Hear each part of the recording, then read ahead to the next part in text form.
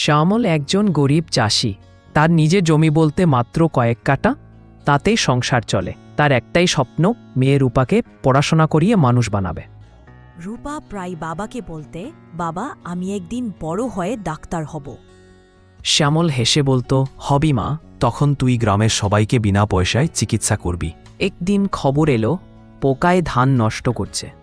ঠিক তখনই শ্যামলের শরীরে জোর। শ্যামল হেঁটে বাইরে গেল। স্ত্রী বলল, এই অবস্থায় মাঠে যেও না। কিন্তু শ্যামল শুনল না। সে বলল, না গেলে ফসলই থাকবে না, আর রূপার পরীক্ষার ফিস কোথা থেকে আসবে?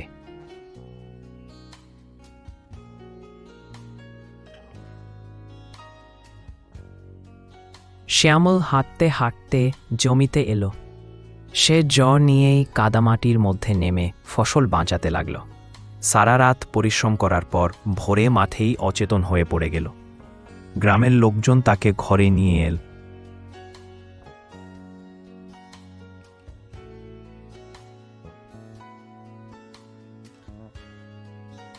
শেষ মুহূর্তে শ্যামল মেয়েকে বলল, রূপা, ওখানে টাকা আছে, ফিস দিয়ে দিস, পড়াশোনা চালিয়ে যা। এ কথা বলেই সে চিরতরে চোখ বন্ধ করল।